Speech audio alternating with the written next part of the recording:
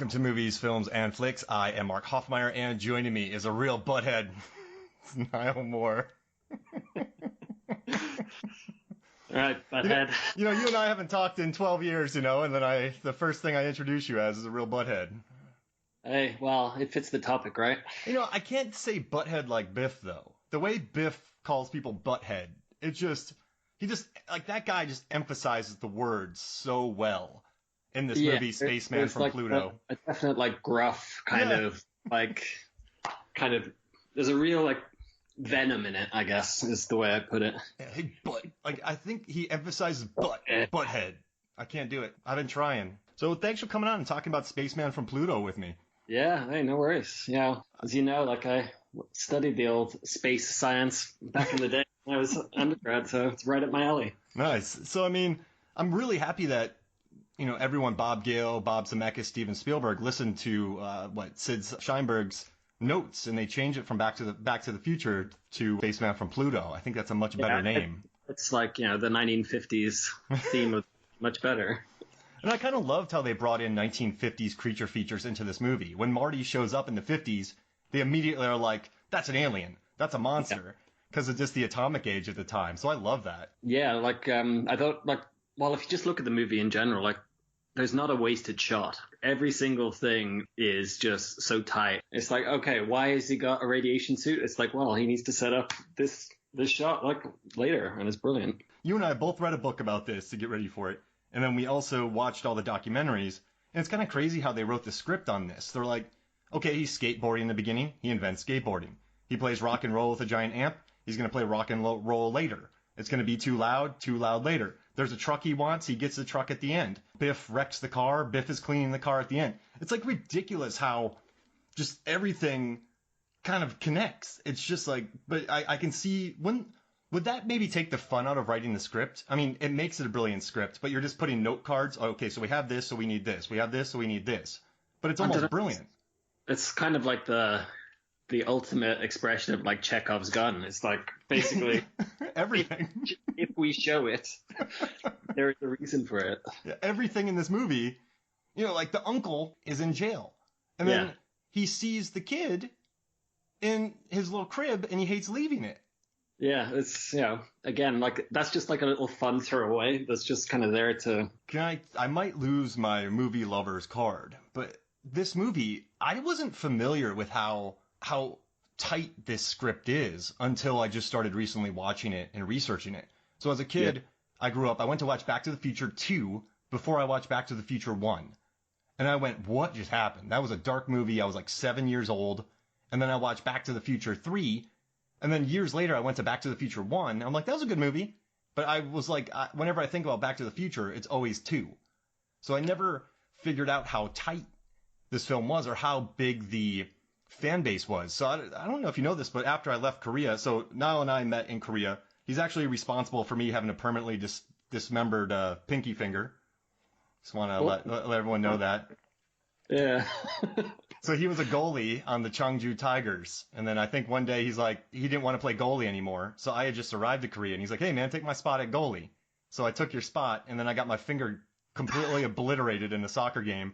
And I'm walking around a Korean town with my finger bent backwards and sideways like a 90-degree angle. And I'm just scaring people on the street because they don't know what I'm doing. Then eventually a doctor snapped it back in place, and now I have a permanently disfigured. So, I know the guy kicked it, and I dove for it, and there's a lot of factors, but you're the one that got me there. Yeah, sorry about that. No, but so after I left Korea, to be goalie. I love goalie, though. I loved it. And then I went to defense, and that was even better. I just, those dogs are like, there's a ball, I'm going to get it. That was me. Yeah. Playing all limbs flying. But so I started working Comic-Cons. I didn't really know much how popular Back to the Future was, but we were working this Comic-Con. It was in Chicago. It was one of the biggest in the country in 2011. And I saw this. We were really understaffed. We worked really hard, great staff. But I saw this line of about 200 people. And I walked up to him what are you guys in line for? We're in line for Christopher Lloyd. I'm like, Dad, but this isn't his line. Why are you here? And they're like, well, he was standing here. So I had to take 200 people, and I had to bring them to a line with about 300 people already. And what they were there for was a photo op with Christopher Lloyd in a DeLorean. Oh, wow. And I don't know what happened, but it was all it was is an octagon of railing around a DeLorean. and I had no room to get 500 people. So what I did was I just circled them around each other. You know, Right. like this It's kind like of circle. Never again in my Comic-Con life did something work so harmoniously. I just think everyone saw me, and I kind of kept my cool, and I sort of figured it out quick. And we got everyone through. I got all the photographs, and at the end of it, Christopher Lloyd was like, "Hey, Mark, come here." And I took a photo with him in the DeLorean, and he was like, the coolest dude. But I was like, man, 500 people for the DeLorean. I'm like, what's this all about? And then I started like seeing just the lines in every single Comic-Con, and there's like a cult around this movie. And then we've also I sent you the article, all these perfect movies have come out. So James Gunn, Chris Pratt, there's all these 5 perfect movies. And Back to the Future's on like a third of them.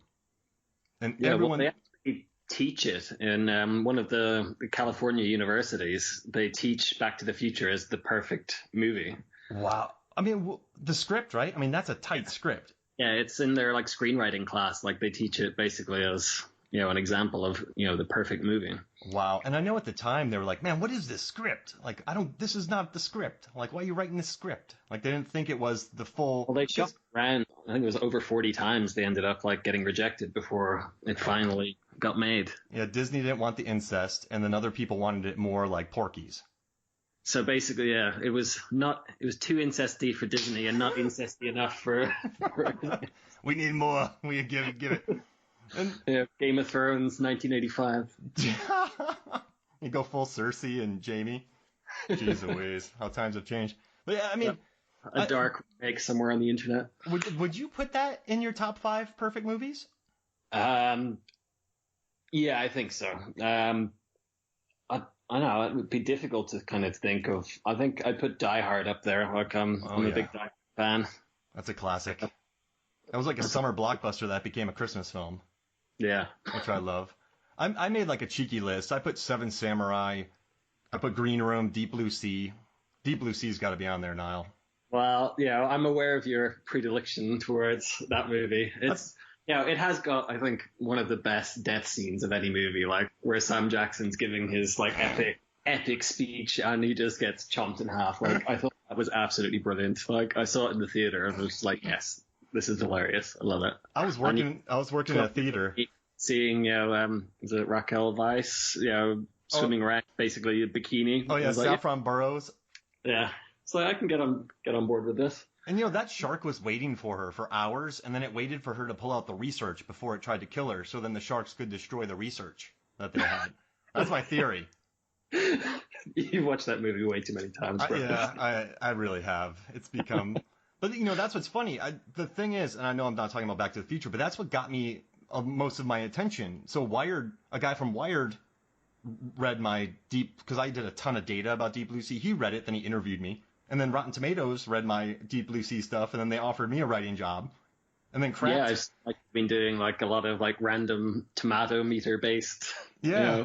Yeah, it's quite interesting. Yeah, I've been with them for like almost 3 years now, I guess, because all my Deep Blue Sea stuff, Niall. Yeah, there you go. Neat. I know Back to the Future. I know there's an entire podcast about it. I know there's like everything's been covered kind of ad nauseum. But like before all this happened, what kind of led you to loving it? I guess like it's the time travel aspect originally. I think it's something that's always fascinated me. Like I think when the first one came out, obviously I was too young to really kind of understand it. So similar to you, like I remember seeing parts 2 and 3 very clearly.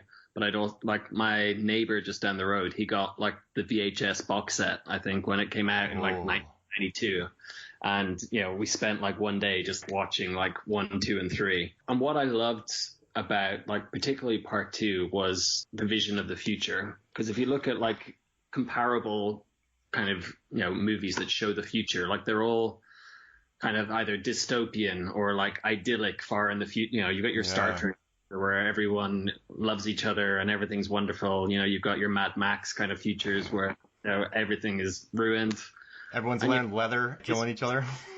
This was the mundane future where it's like, it's kind of in the future. There's like some new technology, but it's not like that out there. Back in the early 90s, I was like, yeah, flying cars could totally be a thing in 30 years. Hoverboards too? That scene was cool. It just seemed like these are things that could exist. Jaws 19. Yeah, the funniest thing is they almost managed to predict the Cubs winning the World Series. Like, I think that was absolutely hilarious. It's you know what I kind of like about it? What I liked as a kid was Marty McFly was just a high schooler, and what I liked about movies in the '80s that like really drew me towards them, like Goonies, Ferris Bueller, Stand by Me, kids, high school kids, all these like they could go on adventures. Does that make sense? Like they Yeah, there was definitely like that genre of movies that was kind of aimed at the kind of middle school kind of kid. It's like, look, this could happen to you. You know, you could be on this adventure. And then, I mean, Michael J. Fox, too. I don't know if you were watching the Eric Stoltz comparison with Michael J. Fox. Yeah, I've seen the footage. It's just like a completely different tone. Yeah, and Fox, man, he's just so good in this movie. I was talking to my wife Megan. We were on a walk. You know, it's like one of the most active things we can do is just go walk around. And we were kind of talking about the movie. And she's like, Michael J. Fox kind of has a certain something. There's a charisma to Fox. And you know what I like most, too, is when he first sees that there's time travel, he's like, you turned a DeLorean into a time traveling machine. Like you made you time travel in the DeLorean, and then his face, he's in shock when he sees his dad. Shock. He doesn't take it. You know, in some of these movies where people are nonplussed about seeing dinosaurs. Yeah. He looks freaked out the whole time, and there's a manic energy to the whole thing. I think that just keeps it moving forward, and Fox is a big reason. Like, you know, when you go the way he does it, like it just adds like he's got great comic timing anyway. Mm-hmm. Added to like the expressiveness of his reactions, and then you've got Christopher Lloyd kind of opposite it, who's got this whole mad scientist thing going, and it just works. I love that line when he's like, "You're gonna see some serious shit."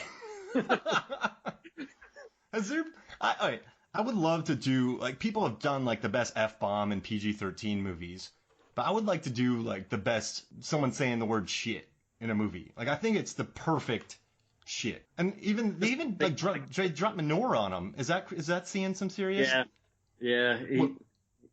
I think he shouts shit in that as well. So. Shit. I don't know. It just makes me happy watching that. And you know, we were kind of watching this documentary about it, and I think I almost like it more now knowing how Zemeckis and Gale got this done. Like they made Used Cars, one more movie together, and then with Spielberg. But then they're like, we got to go out on our own. We got to do our own thing. And then they made Romancing the Stone, which was huge.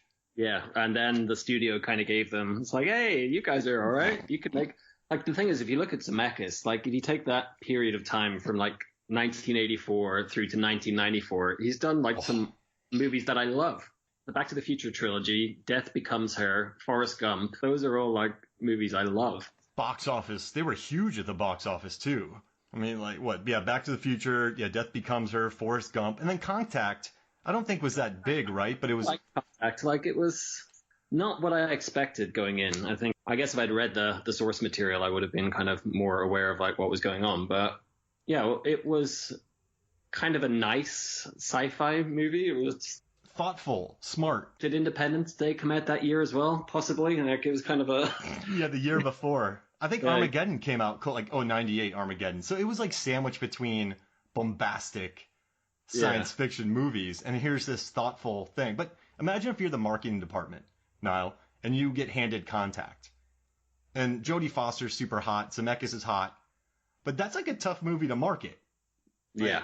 Because it's just a lot of math and patience and I don't know. So I guess they had to have marketed, Armageddon, if you liked Independence Day. Years of Independence Day comes a quiet, introspective look at the nature of First Contact. I like that. You should get into the marketing department, man. Yeah. Knock that thing out. But employers that. I go to enough meetings as it is. Oh, really?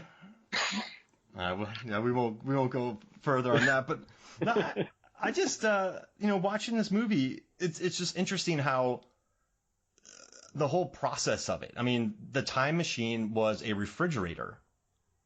Yeah. At first, and there was a monkey named Shemp. It's just the whole thing about it like having to be in the middle of an atomic bomb test, I think, and they did. I think Spielberg has a thing for nuking fridges, really. Like it's just. I saw Indiana Jones 4 when I was living in Korea. You were there too. Did you go see it in the theaters out there? Yeah. What did you? I gotta tell you, man, when I walked out of Indy 4, I was like, that was fine. Yeah. It didn't wreck my life. I thought it was all right. It was kind of, I was like, yeah, there were some bits that were a bit weird, like the swinging with monkeys Tarzan sequence was a bit kind of out there. And then the aliens.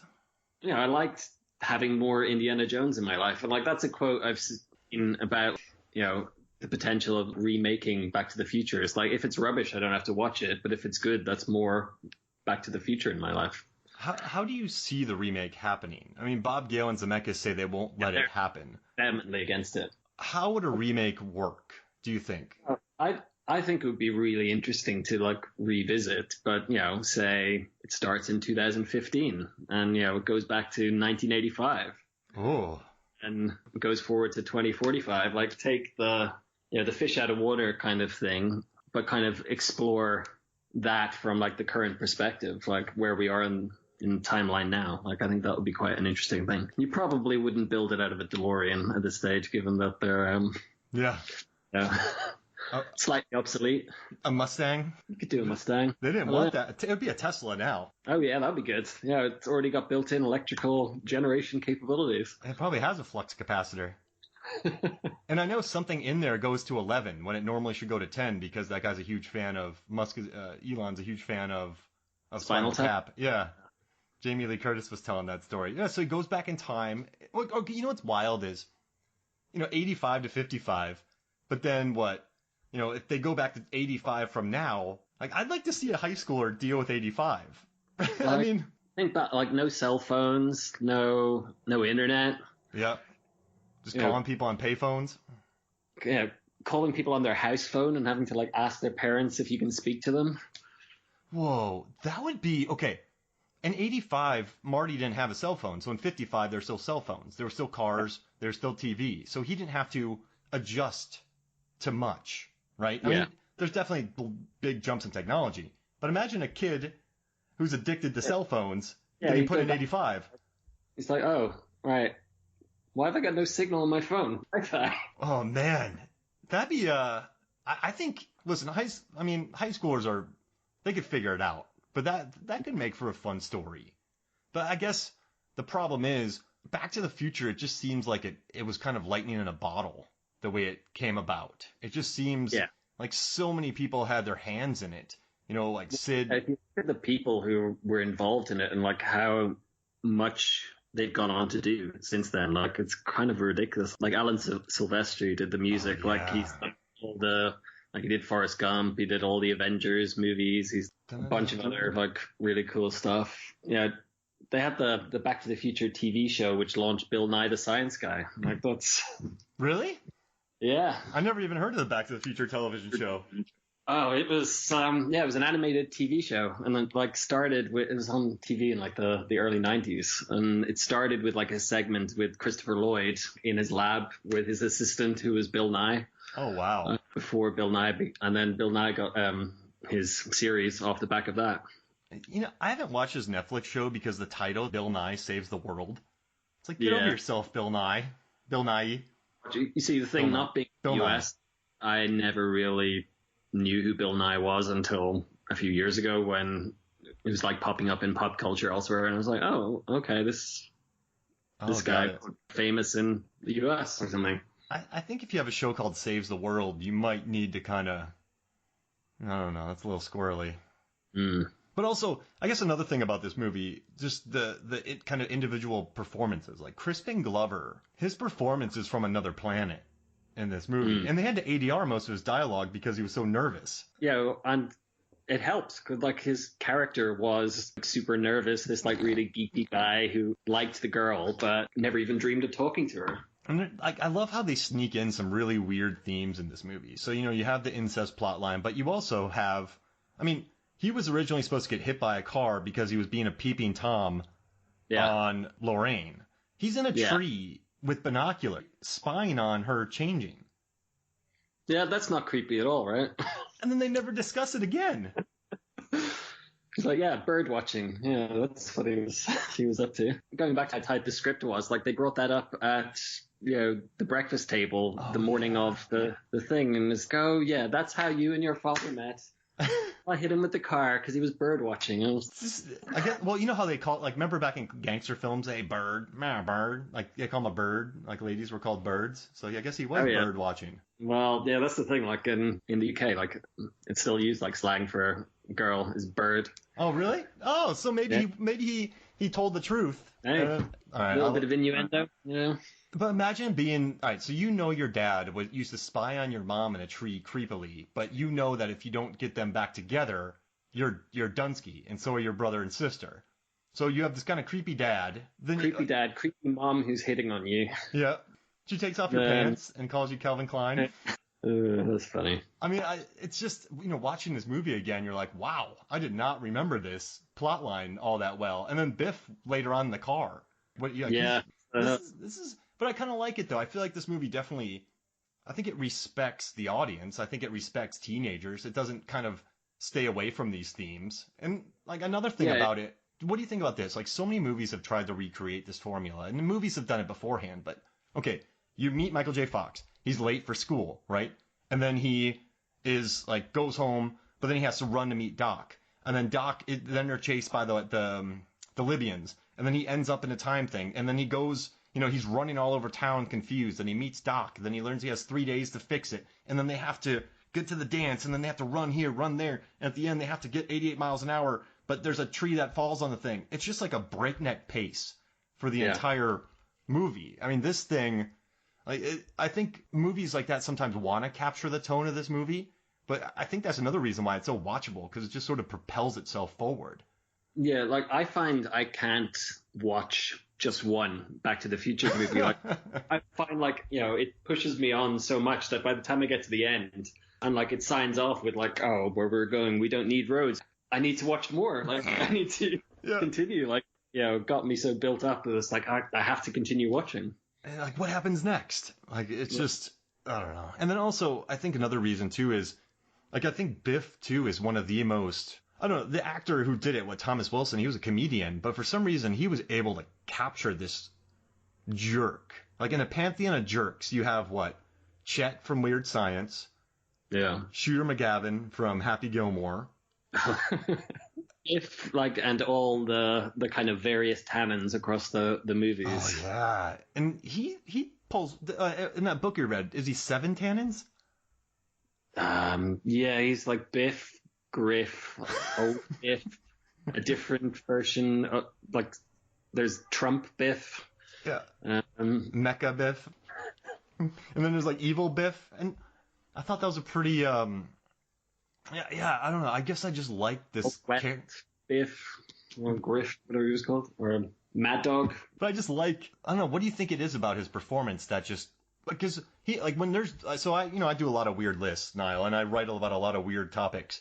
And whenever I research like jerks or jerk moments, he's always in it. So like what, is it the writing? Like what do you think it is about him that is just so, just jerkable? Like there's so many jerks in movies, right? That like you get bullies, but they just act really mean and kind of, like you're like, I don't know. Well, this dude just captures an essence of a jerk. So I can't really put it in a articulate phrase. Yeah, he just like nailed it basically. Yeah. Like he just had, I guess he just figured it out. Like it's very hard to see. Like people have tried and kind of copied. And it's like, okay, you have to be like really mean and like have an aggressive posture and stuff. But like he just kind of got the combination perfect. Mm-hmm. The little bit of stupidity helps to kind of humanize him a bit as well, like the getting idioms wrong and kind of. Oh, I love that. Make like a tree and get out of here? Yeah. The sec comes back and like corrects him as make like a tree and leave. You make us look stupid. I don't even remember that. Is that from the second one? Yeah, that's in the second one. All right. Have you ever seen the movie Not Another Teen Movie? Yeah.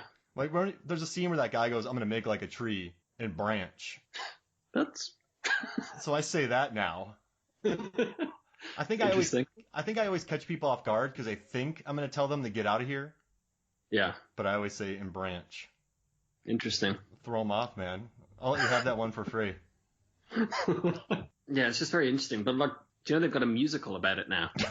Wait, is it in production or is it real? Is it really happening?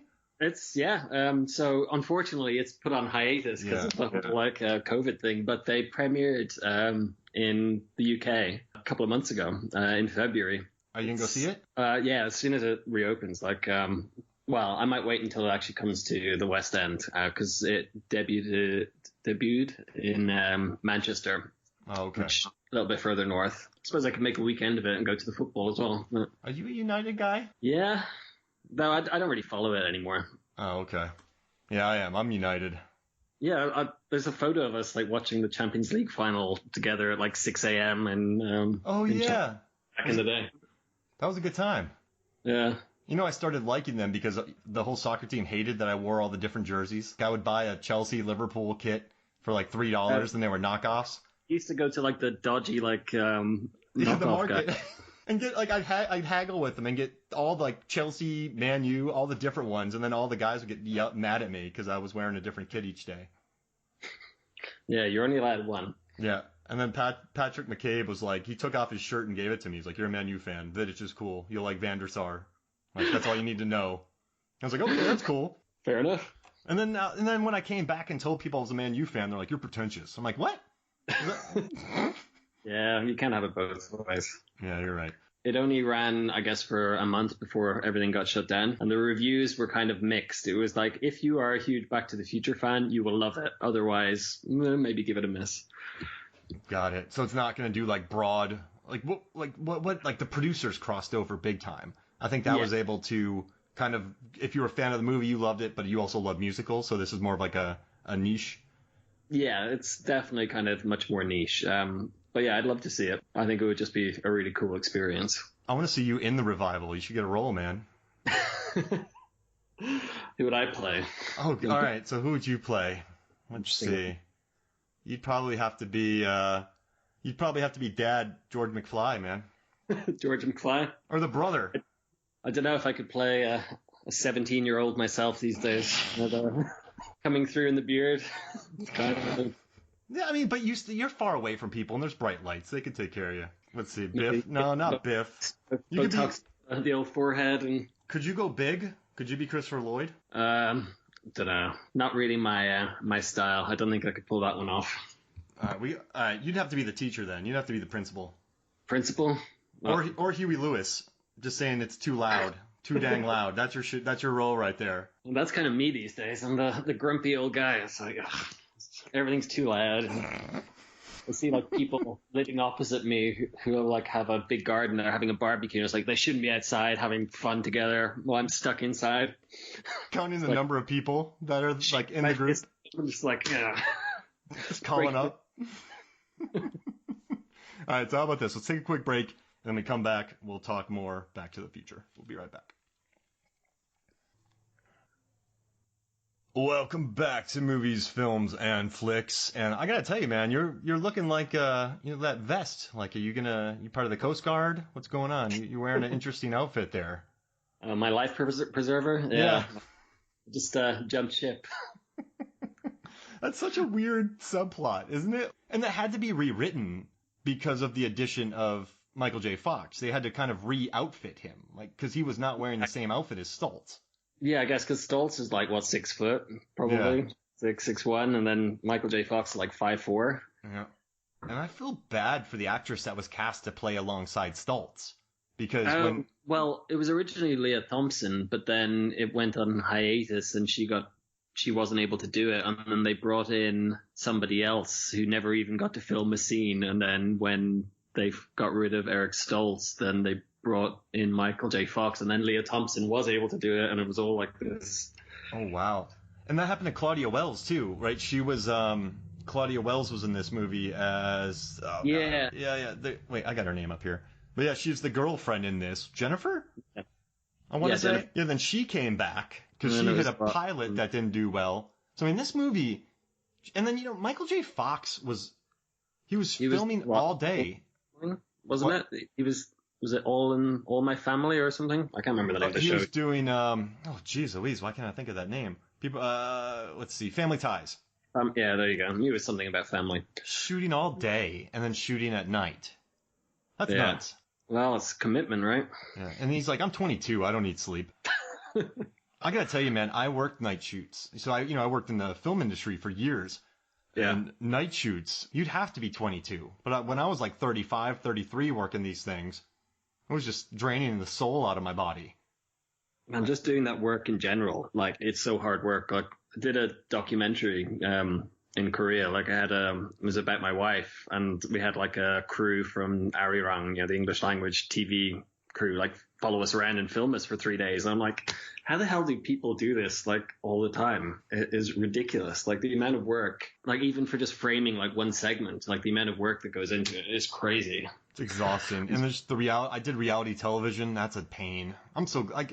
I have great stories from the industry, and when my wife doesn't want to tell people what she does, she just like hands me off and like, Mark, tell them stories from Hunger Games, and so then I'm like, oh, okay, yeah. So she pawns me off. You have good stories, but man, you're a different human. You're just because the days are supposed to be 12-hour shooting days, but that means if call time's at 8 a.m. you're shooting 8. You know, sorry if I'm explaining this to you now if you know it or the listeners, but like. You start at 8 a.m. and then you shoot to 8 p.m. That's your 12-hour day. But if you have 300 extras, you got to get there at 4 a.m. Yeah. And then get them ready. So then your 12-hour day becomes a 16-hour day. And when you wrap at 8, you have 2 hours to get everyone out of there. So then that becomes an 18-hour day. And it's just and then they're like, yeah, I'll see you in 4 hours. And you're like, oh man, that's crazy. I mean, but all right. So it's kind of weird though. There's a certain thrill to, and they must have felt this on this set. I mean, they had to play catch up and. They were supposed to open up in August, and then they got bumped down to early July, so they had 9 weeks to edit this thing after it was done and do special effects. But well, there were only, I think I read, there were 33 VFX shots in the entire movie. Wow. If you think like these days, like how many, you'd probably get that in like 2 minutes of one of the Marvel movies. Jurassic World had over 2,000. Jesus. And, I still think the T-Rex in the first Jurassic Park looks more real. Oh. Like, you never beat, like, that first movie because they had an actual T-Rex. Yeah. And then they kind of just fit it in. Like, they used it when they needed it. They didn't just go, oh, we'll just put in VFX. Yeah. So sometimes having that constraint forces you to be a better storyteller, I think. Like, not being able to kind of do the crazy VFX shot. It means you have to actually think creatively about how you're going to frame it and how you're going to be able to shoot this using physical effects. Mm-hmm. And that's what they had to do on this one. But it's kind of crazy that Zemeckis went on Polar Express and Beowulf. Well, he did Who Framed Roger Rabbit as well, which is a great one. Again, with Christopher Lloyd. That character, when he puts that tiny shoe into the acid, that's terrifying. And then his eyes bug out when he gets smushed. Yeah, the dip was terrifying. Oh, gosh, I feel so bad for that shoe. It's just a baby shoe. Yeah. A sweet soul just got destroyed. And another tangent here, but so I have a video, I guess by the time this comes out, but I did something for Rotten Tomatoes where it's going to be a Jurassic Park versus Jaws, this summer blockbusters. I was really surprised. So I put this up there, and Jurassic Park got 75% of the votes. Or something like that against Jaws. And I was kind of surprised, but I think I'm in a Jaws bubble. Like, I'm in a shark movie bubble. But I guess Jurassic Park, man, people just love that movie. And I think it's kind of the epitome of a summer blockbuster. I remember seeing that in the theaters.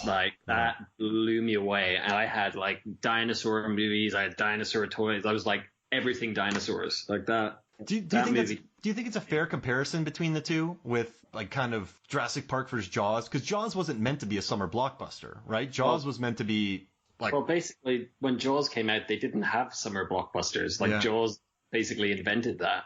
So, you know what's kind of crazy? They started marketing a year before, and they went to Cannes out of competition, and then they were some of the first to really start doing TV ads.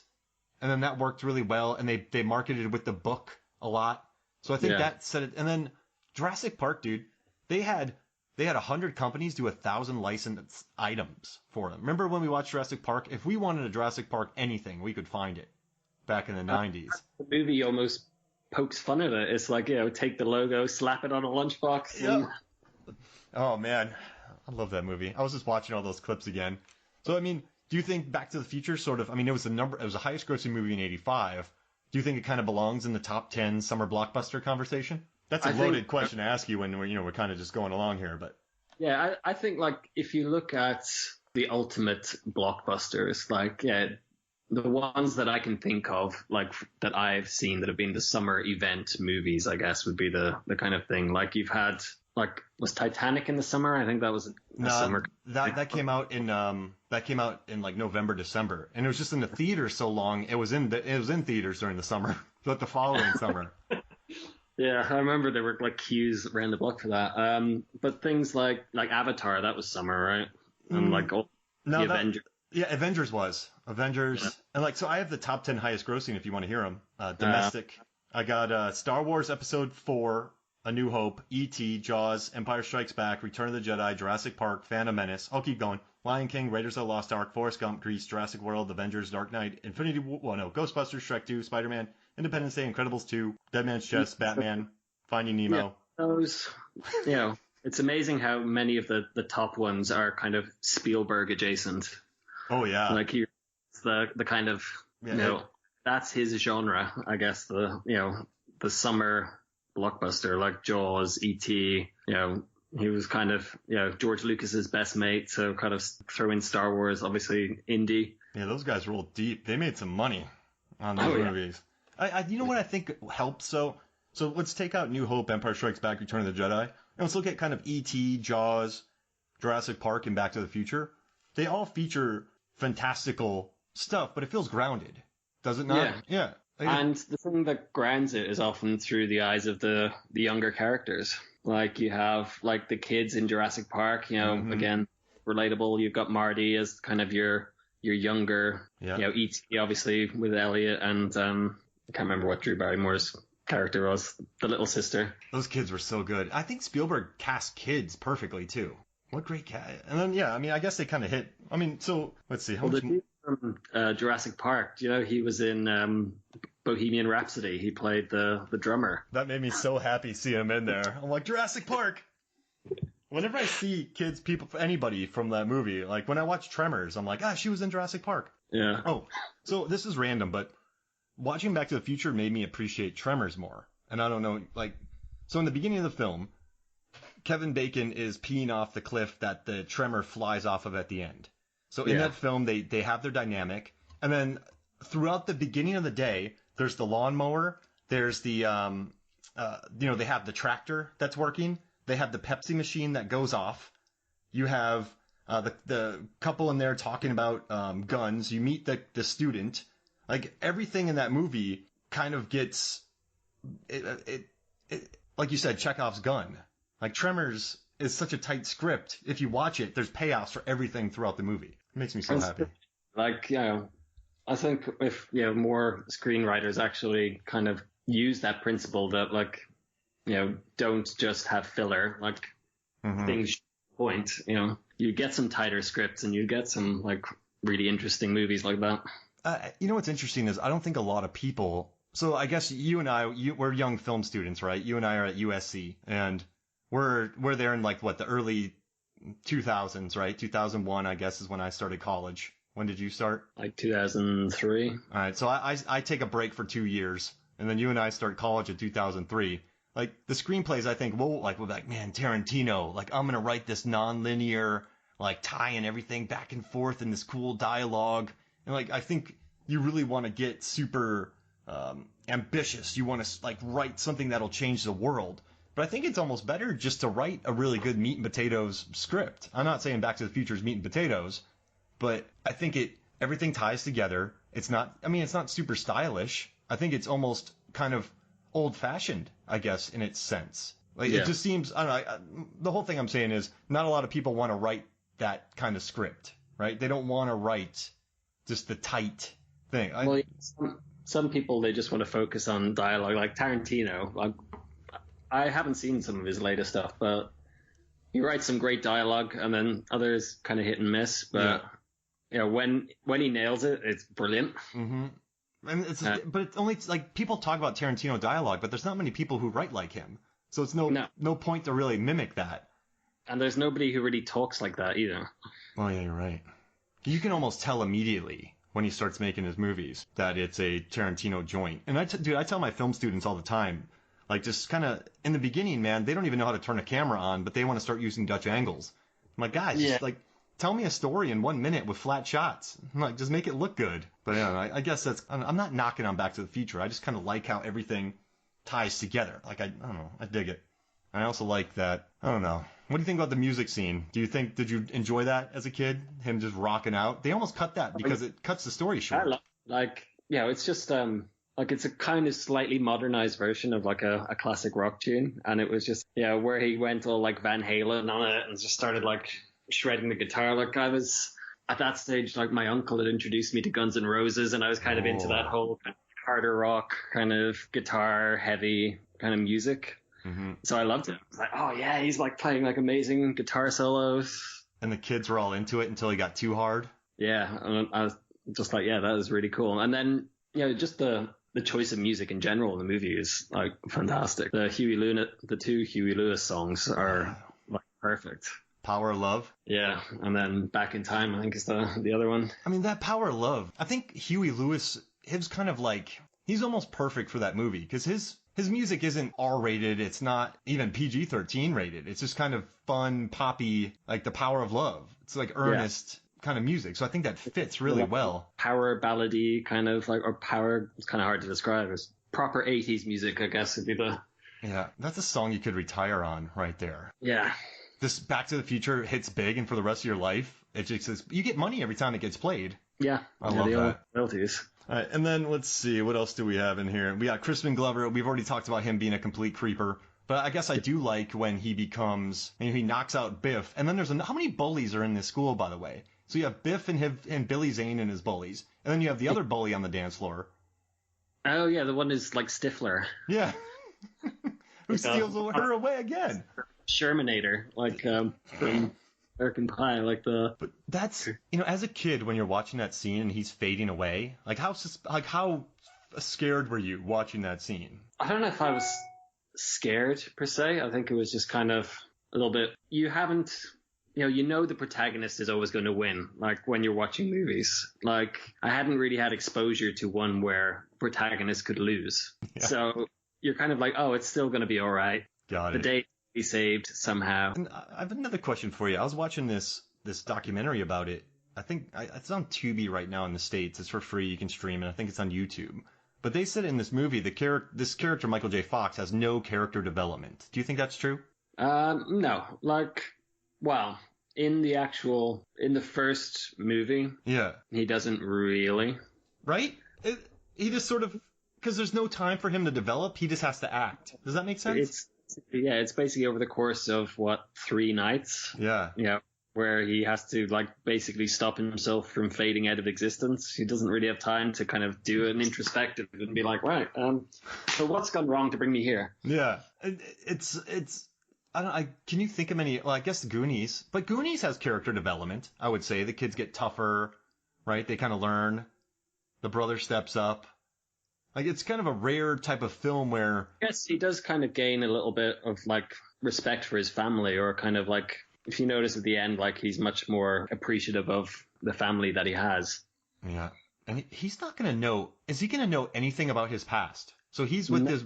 Yeah, that's the thing. He won't, because he's come from, this original timeline where things were kind of crappy, and now he's gone into this second timeline where things are okay, and his dad's a successful author, and now he has a brand spanking new Toyota truck, and he's yeah, when they go, hey, remember last week? You're not gonna know. No, it'd be like, oh, what? Can you remind me? What did I do last week? It's like, oh yeah, we did. Yeah. I guess you just blame it on hormones. Yeah. I mean, is that I guess it's a happy ending, right? Because he does not know these people. Yeah. But they're probably still similar enough to his family to be kind of... Yeah, you're right.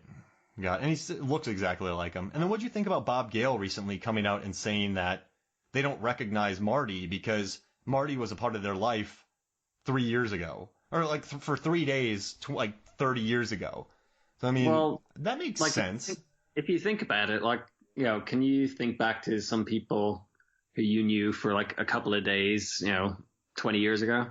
Yeah. If you went to a summer camp or something and you meet some people and you hung out the entire time, and then... I'm sure from Korea I've blurred a lot of the faces. And that was just 12 years ago.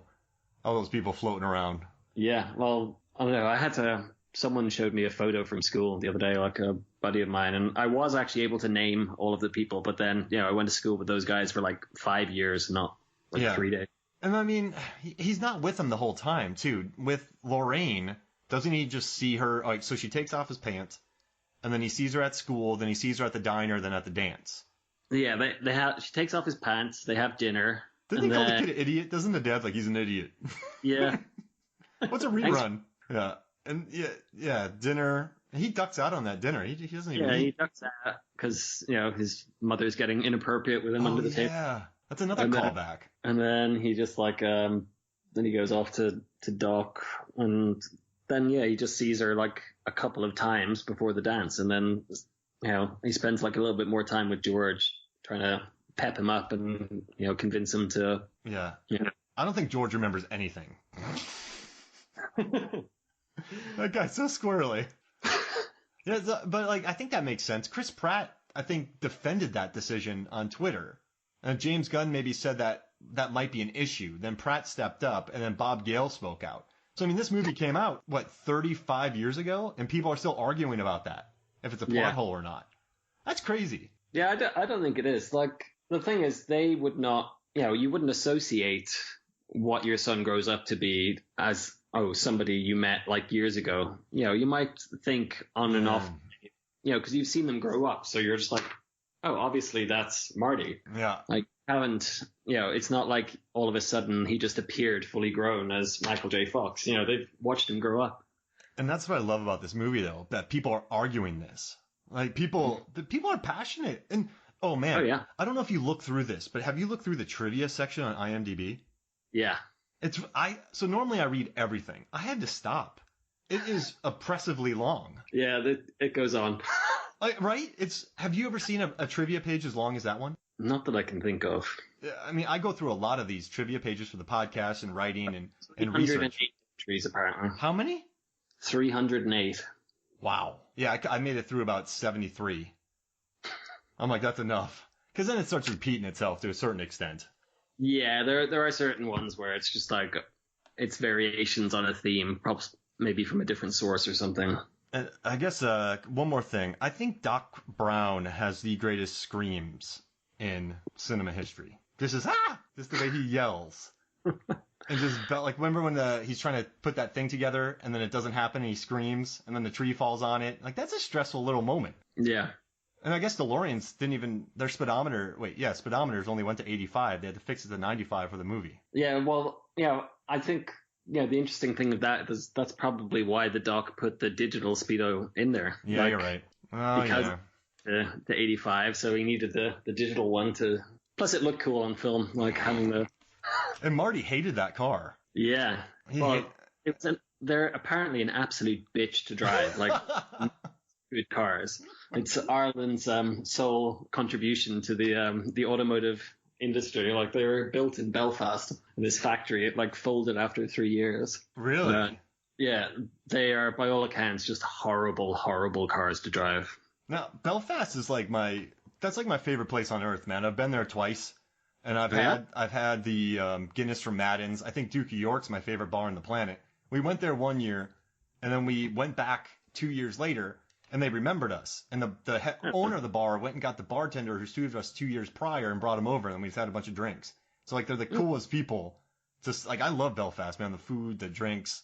Oh, my gosh. The best Guinness I've ever had. Years. But they built the Titanic and the DeLorean. Yeah. There you go. That's pretty. Those are big. Did very, very well. Yeah. The movies featuring them did. Well, that's true. And they had Game of Thrones, too. That was crazy. Yeah, shame about the ending. Oh, gosh. I guess these things, they start well enough, but they don't really end very well, do they? I think that's that's why this movie worked. And you know what I think? I think the sequels of these films worked because obviously they were cash grabs, but they were they feel organic. They explore the world more, and they're different enough to, they're not retreads of, yeah, they're not retreads. They bring something new. So I think that's why they work. Like, people have said this is the best trilogy ever. It's definitely up there. Like, I would think, the competition for me would be the original Star Wars trilogy. Yeah. Lord of the Rings, maybe? The 3? Oh, that is excellent. And then, let's see, what else is there? But everyone has a 4, Lethal Weapon 4, Indiana Jones 4, Yeah. Bourne 4. Like the Bourne trilogy, that was like a really popular action trilogy. Yeah. Yeah, Die Hard, they did what, 4, and 5. Nation that was 5. That was awful. Oh gosh, I love 4. 5 crushes my soul. 4 is fine. Like 4 is a bit of fun. 5 was just dreadful. It's one of the worst movie watching experiences I've ever had. So hey, I have a question before we get out of here. Any Back to the Future thoughts? Like final thoughts about this? Yeah, it's just I think I'm probably going to go and watch it again, to be honest. All this talking about it is kind of it's just it's been quite interesting, like just like doing a little bit of research for this, like reading back through like various bits of trivia and stuff that I'd read before but kind of forgotten, and like you forget how much went into it and like how good it is without reading it. Such a tight script. It's annoying how tight you could teach a class on this. Well, they do. It's I think I got that from the IMDb trivia page somewhere. You know what? When I start teaching, if I ever teach screenwriting again, I'm going to bring. People are going, but you taught screenwriting, didn't do Back to the Future? I was just trying to make sure my kids could write a page stories before they could write a Back to the Future script. But yeah, no, I'll definitely bring this up. But no, this was fun, man, and thank you for coming on, and thank you for recommending this movie. Yeah, no worries. This is good. So for me, Mark Hoffmeyer, for Niall Moore, this is Movies, Songs, and Flicks. We'll see you next week.